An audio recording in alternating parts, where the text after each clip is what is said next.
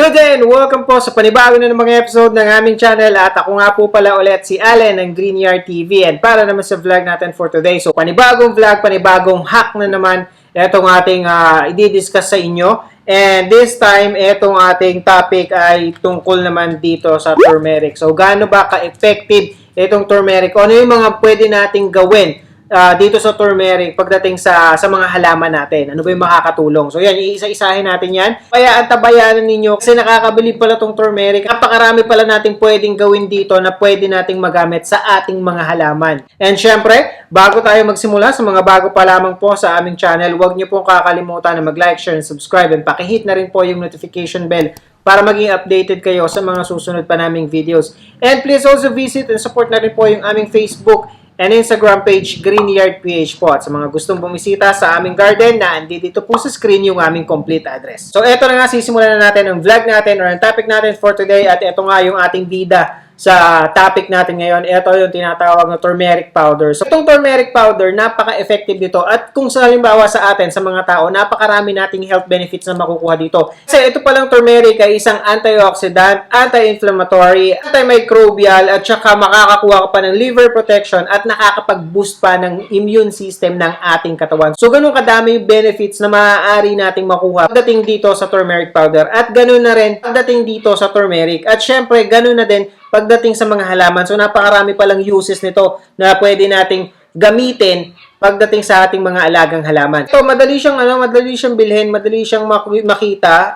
Minsan meron ito sa mga tindahan, kung wala man sa groceries. Meron ito ganitong kalaki sa supermarket natin na bili ito, around 50 grams. Mura lang siya, murang-mura. So, ang dami na ang dami niyo na magagamit dito sa ganito sa 50 grams. And ang isang ganito, isang sachet ay nagkakahalaga lang, itong bili ko dito ay 26 pesos. So bumili akong dalawa nito. Ang number 1 sa ating list ng paggamit ng turmeric. Ito palang turmeric ay napakagandang anti-repellent. So ito kasi, yung strong odor na meron to, ito actually silyado pa yan, pero siguro may konting nakakasingaw pa rin ng konti, pero ang tapang talaga ng amoy niya. And yung strong odor na yan ay ayaw na ayaw pala ng mga ants. Kaya kapag halimbawa nilalanggam ang inyong mga halaman, pinamamahayan ng langgam, pwede natin itong gamitin. Ito ay ibubudbud lamang. So for example, ito yung ating halaman na pinamamahayan ng langgam dito. So dalawang options yung pwedeng gawin natin kapag ganito. It's either kung halimbawa yung mga langgam ay nagmumula pa lang sa kunyari, nakapat yung inyong mga halaman, nagmumula siya dito sa ground,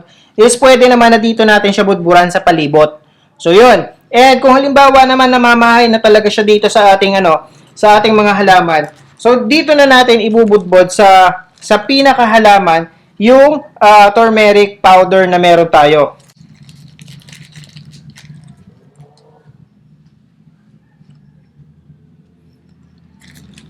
And make sure lamang, pinch lang siya, hindi siya yung napakadami. Hindi pwedeng napakarami, bawal din yung sosobra. Kasi nga, napakatapang na naman ang amoy nito. Kaya yung small amount lamang ng turmeric na ilalagay natin dito sa palibot ng ating halaman ay enough na yon para maitaboy yung mga langgam na maaaring namamahay na sa ating mga halaman. At isang panibagong kaalaman yung aking natuklasan sa kinapapanood ko nito.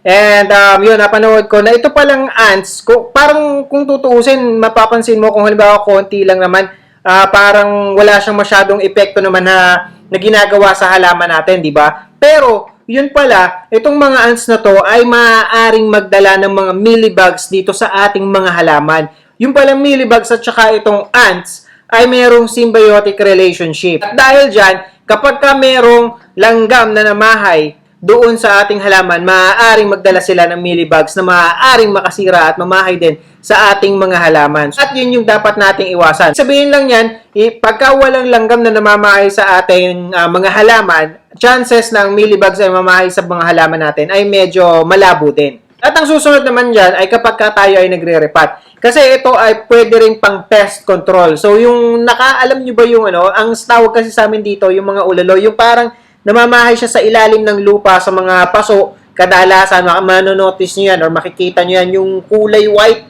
na napakalaki, lumalaki yan ng sobra. Kadalasan yun namamahay at nakakasira at nakakapatay sa ating mga halaman. So kung halimbawa magre-repa tayo ng mga halaman at syempre gusto nating i-avoid yung ganung mga sitwasyon, makaiwas tayo dun sa mga ganung klase ng peste na namumuhay sa ilalim ng lupa ng ating mga halaman, pwede nating haluan ng 1 tablespoon. 1 tablespoon nitong turmeric powder yung ihahalo natin per gallon naman ng soil na ating gagamitin sa pagre-repat ng ating mga halaman. So, yun yun. Naman, kung halimbawa, hindi naman tayo magre-repat, pero nanonotice natin na parang may mga kung ano man na insekto or peste na namamahay sa ilalim ng lupa ng ating mga halaman, pwede naman natin siyang ihalo naman sa tubig. So, ang mixture naman niya o ang ratio naman niya ay 1 teaspoon ha. So, ibig sabihin, isang kutsarita lang siya sa 1 litro ng tubig na ididilig natin. So, yun. Hahaluin lang natin siya at pagkatapos, pagka nahalo na natin siya, yun naman yung gagamitin nating pandilig dito naman sa ating mga halaman. So, ganun lang kasimple yun. So, eto gagawa tayo ngayon.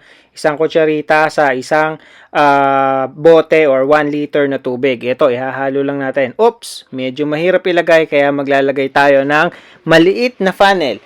Ito ang pinakasilbi niya. Nakikita niyo naman, o, di ba? Napakaganda. Walang magiging katapon-tapon kapag nilagyan natin ng ganito. Actually, ito ay isang epic fail kasi hindi naman pwede palang umusos dahil naiipon. Kaya pinahirapan ko lang ang sarili ko. Kaya yun, tanggalin na natin yan. At eto, nakagawa na tayo. Yan, isa-shake lang natin yan para at least matunaw. Madali namang malusaw actually yung turmeric dahil sobrang sobrang pino kung ikukumpara mo sa ibang mga ginagamit natin dati sa mga betchin or sa yung betchin mabilis matunaw ano pa kaya ito. And then, yun yung ididilig natin dito sa mga halaman natin para doon sa mga merong mga peste na namumuhay dito sa pinaka ilalim ng lupa natin. Kasi minsan kapag ang dami na nung mga ulalo dito kung tawagin sa amin, nakakaano talaga siya nakakasira siya, nakakapangit ng halaman. Kaya minsan hindi ko maganda yung mga halaman nyo dahil doon sa ulalo na yon.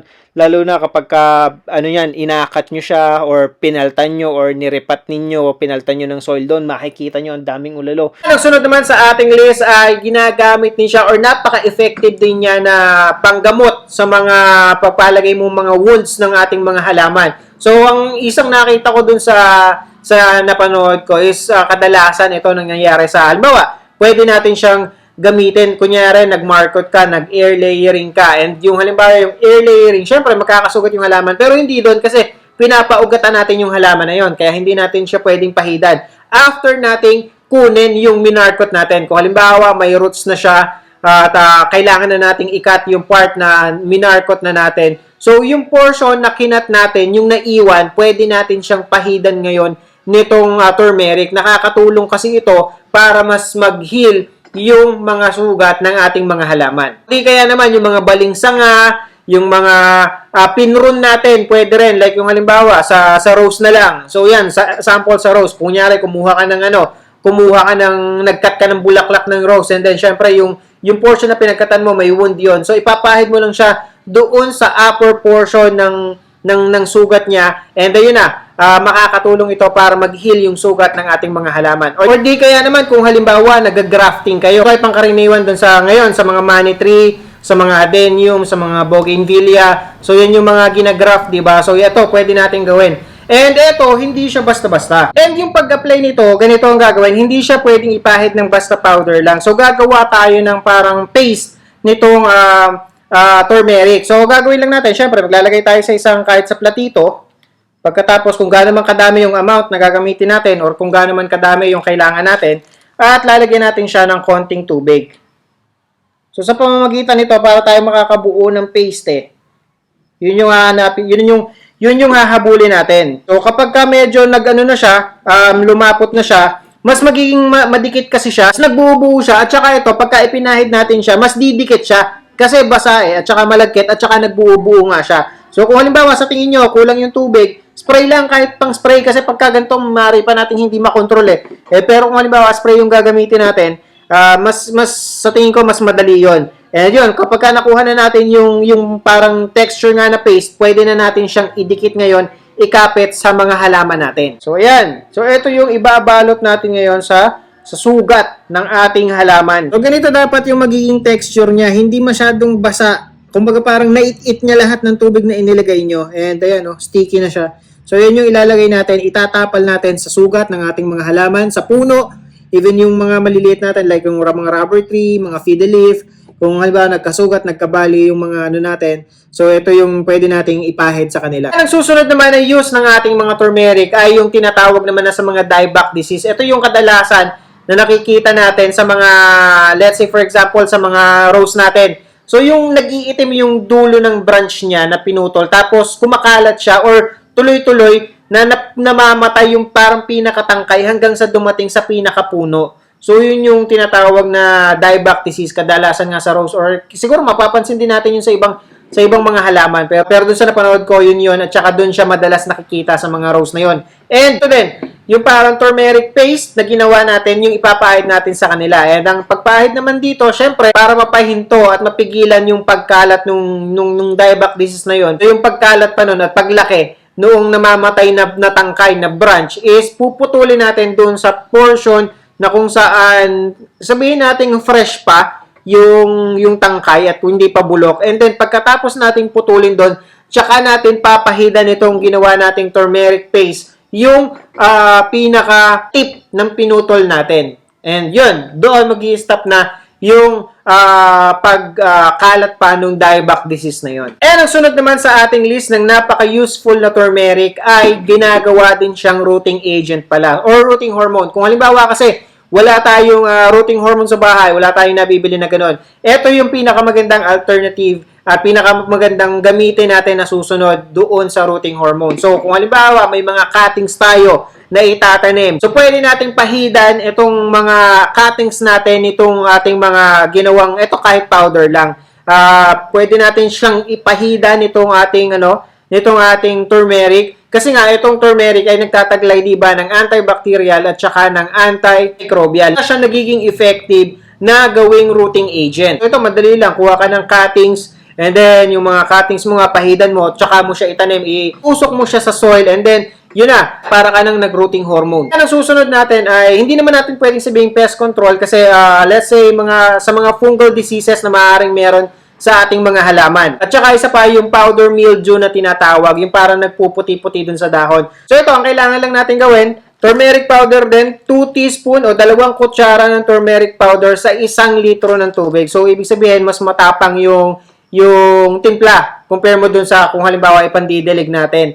And ito naman, syempre pagka nahalo natin at tunaw na itong turmeric powder, yun naman yung i-spray natin sa ating mga halaman. Yun nga lang, hindi siya effective sa mga mealybugs, sa mga aphids, sa mga mites. So, syempre, wala pa rin tatalo sa neem oil. So, yun, hindi siya effective doon. Pero katulad ng diniscuss ko kanina, sa mga ants, pwede siya. And yung mga mealybugs, hindi makakapunta sa mga, siguro, ibang paraan. Pero hindi sa pamamagitan ng ants, maaaring mamuhay o mamahay yung mga mealybugs sa inyong mga halaman. So, yun. And yun nga, kung halimbawa, infected na, or ang dami ng mga mites, hindi na talaga magiging effective itong ating turmeric kahit isprayan pa natin. So, syempre, wala pa rin tatalo sa neem oil. Neem oil ay yung isa sa pinaka-effective na pang-spray talaga. And yan, tried and tested na yan. May nabibili naman talaga yan kahit saan. At saka, meron din tayong vlog regarding dun sa parang pinakamagandang natural pesticide na pwede nating gamitin. Alternative doon sa neem oil kung wala talaga. And kung halimbawa, may mga pagkakataon kasi, may mga naririnig din ako or nababasa din ako ng mga questions na yung neem oil minsan kahit sprayan mo, kahit sabihin mong every 3 days o kaya every week ini-sprayan mo ng neem oil, hindi pa rin nawawala yung mga insekto. Siguro mas na talaga, sobrang lala na nung namamahay ng mga peste doon sa ating halaman. Pwede nating patapangin yung pesticide o yung neem oil lamang na ini-spray natin. Pwede natin siyang haluan kasi nitong turmeric at saka ng yung bawang. At the same time, lagyan din natin ng konting vinegar at yun yung i-spray natin doon sa ating mga halaman. Yun ay kung halimbawa hindi na kaya ng ating neem oil. And kung halimbawa yun nga, fungal diseases lang naman tsaka yung powder mildew yung problema natin, yun, kayang-kayang resolbahan nitong ating turmeric powder na ginawa nating pang-spray yung mga ganong klase ng diseases. So, yun lamang po and I hope nakatulong at nag-enjoy kayo sa panonood ng video na to. And again, sa mga bago pa lamang po sa aming channel, huwag niyo pong kakalimutan na mag-like, share, and subscribe. And pakihit na rin po yung notification bell para maging updated kayo sa mga susunod pa naming videos. And please also visit and support na rin po yung aming Facebook and Instagram page, Greenyard PH po. So, magkita-kita po ulit tayo sa susunod na episode ng Green Yard TV and thank you for watching.